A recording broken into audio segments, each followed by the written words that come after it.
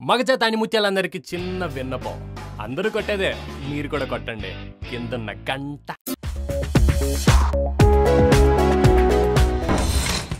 Aunty, మీ ఇంట్లో fridge ఉందంట కదా, కొంచెం వాటర్ బాటిల్ పెడతారా? ఆంటీ, కొంచెం ఈ కూర ఫ్రిడ్జ్లో. ఆంటీ, కొంచెం ఈ పాలు పెట్టరా? ఆంటీ, కొంచెం పెప్సీ మొత్తం ఒకటేసారి తాగలేని ఫ్రిడ్జ్లో పెట్టరా? Aunty, laptop, books. ఆంటీ, కొంచెం ఈ క్యాన్ పెట్టరా? ఆంటీ, కొంచెం ఈ అమ్మాయిని కూడా ఫ్రిడ్జ్లో పెట్టరా? హలో శశి, చెప్పవే. మరేమో మా మమ్మీ డాడీ వాళ్ళు రేపు ఊరు వెళ్తున్నారు.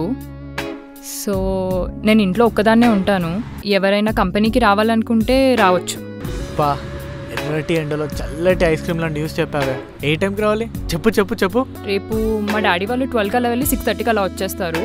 సో నువ్వు ఆఫ్టర్నూన్ 2:30 అలా వచ్చాయి. ఇప్పుడు నేను 25 కిలోమీటర్ల ఎండలో బైక్ నడుపుకుంటూ వస్తే అసలు బ్రతుకుంటానా?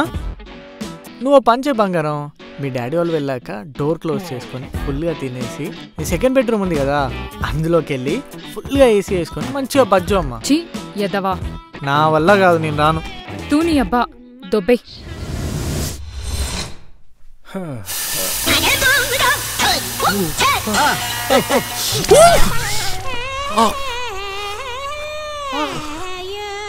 ఏంటయ్యా?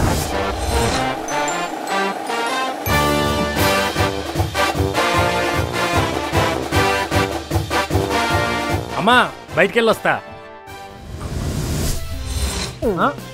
అరే ముందు నేను వచ్చిన.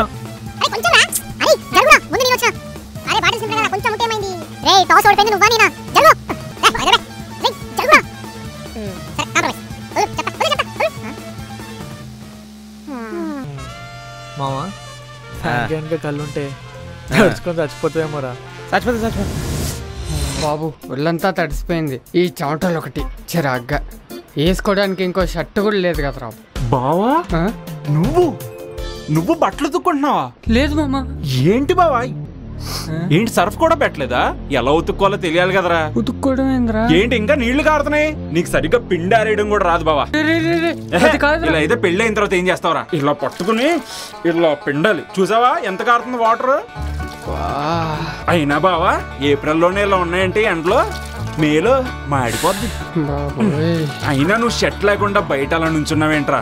ఈ షర్ట్ లోపలేసిన ఆరిపోద్ది తెలిసి ఎండలకి. ఉతకలేదు, చెమటకి తడిసిపోయిందిరా. చెమట ఇందాక నుంచి చెప్పాలని ట్రై చేస్తున్నా, వినిపించుకో.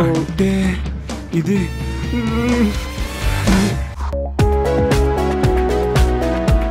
45 55. ఏంటి ఇవన్నీ?